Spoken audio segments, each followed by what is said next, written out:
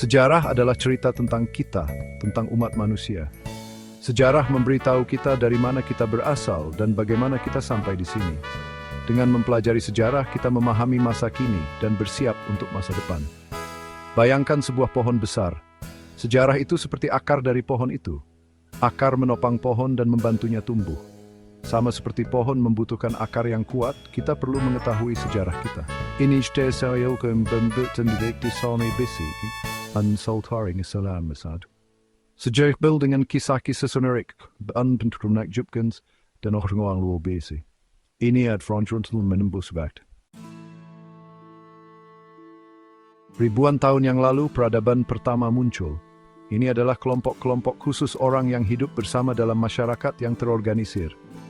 Di Mesopotamia, orang-orang membangun kota-kota yang mengesankan dan menemukan tulisan. Orang Mesir menciptakan piramida yang megah dan mengembangkan sistem hieroglif yang unik. Peradaban Lembah Indus dikenal dengan perencanaan kota dan sistem sanitasi yang maju. Di Tiongkok, dinasti-dinasti bangkit dan runtuh, Ulgulisumurising Jangga. Prodbefait, Sodek Kuniso Poduvantitau. Aka membuat Kamsabenchu Ramsey Dynasty Sains Teknologis. Kekaisaran Romawi adalah kekuatan yang kuat di dunia kuno. Berawal dari kecil namun kemudian menguasai wilayah yang luas di sekitar Laut Mediterania. Bangsa Romawi adalah insinyur dan pembangun yang terampil. Mereka membangun jalan, saluran air, dan bangunan-bangunan megah seperti Kolosium. Namun, setelah berabad-abad berkuasa, Kekaisaran Romawi menghadapi perselisihan internal dan ancaman eksternal. Kekaisaran itu akhirnya mengalami kemunduran dan kejatuhan, menemui powering. Kebangkitan di semenjak Kasri Rosawi mengesari sending pentingnya kepemimpinan kuat pemerintah statis.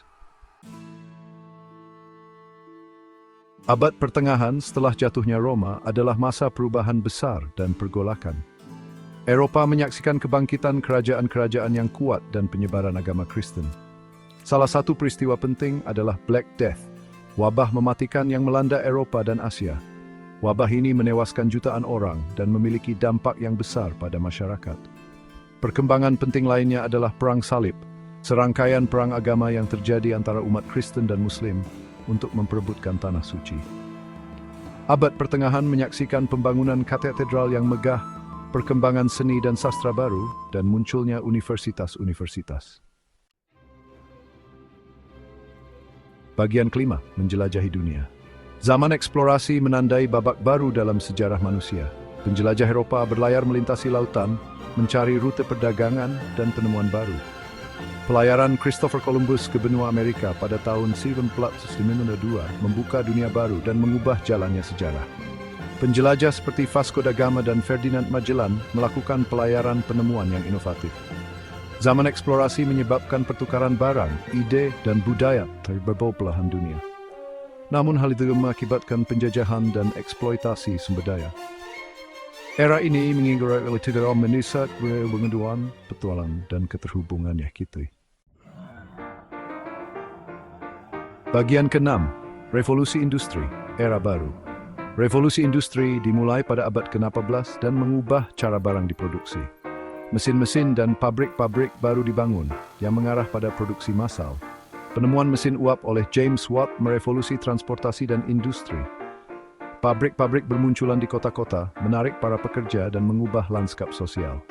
Revolusi industri membawa perubahan signifikan dalam masyarakat, termasuk urbanisasi, kebangkitan kelas menengah, dan bestosi beri. Ini mandai titik balik dalam sejarah manusia. Ia mengerti bekalming sistem ekol bintis. Bagian ke-7, abad ke-20 dan selanjutnya. Abad ke-20 adalah masa perubahan dan pergolakan yang luar biasa. Abad ini menyaksikan dua perang dunia, kebangkitan dan kejatuhan ideologi-ideologi, dan kemajuan teknologi yang luar biasa. Perang Dunia Pertama dan Kedua memiliki dampak yang menghancurkan dunia, menyebabkan jutaan korban jiwa dan membentuk kembali batas-batas politik. Paruh kedua abad ini menyaksikan Perang Dingin, periode ketegangan geopolitik antara Amerika Serikat dan Uni Soviet. Terlepas dari konflik-konflik tersebut, abad ke-20 juga mengalami kejuan luar biasa dalam sains, kedokteran, dan teknologi komunikasi. Bagian ke-8, belajar dari masa lalu. Sejarah mengajarkan kita pelajaran berharga tentang sifat manusia, konsekuensi dari tindakan kita, dan pentingnya berjuang untuk masa depan yang lebih baik. Dengan mempelajari kesalahan masa lalu, kita dapat belajar untuk menghindari pengulangannya. Dengan memahami perjuangan dan kemenangan mereka yang datang sebelum kita memperoleh kebijaksanaan dan perspektif. Sejarah juga menginspirasi kita dengan kisah-kisah tentang keberanian, ketangguhan, dan kekuatan jiwa manusia untuk mengatasi kesulitan. Mengingat masa lalu, kita membantu kita menghargai kebebasan dan peluang yang kita miliki saat ini, dan mendorong kita untuk menciptakan dunia yang lebih adil dan setara. Bagian ke-9, kesimpulan pentingnya sejarah. Sejarah bukan hanya kumpulan tanggal dan fakta. Sejarah adalah narasi hidup yang membentuk masa kini dan masa depan kita. Dengan belajar dari masa lalu, kita memperoleh pemahaman yang lebih dalam tentang diri kita sendiri dan dunia di sekitar kita. Sama seperti pohon membutuhkan akar yang kuat untuk tumbuh subur, kita membutuhkan pemahaman yang kuat tentang sejarah untuk menavigasi kompleksitas zaman kita.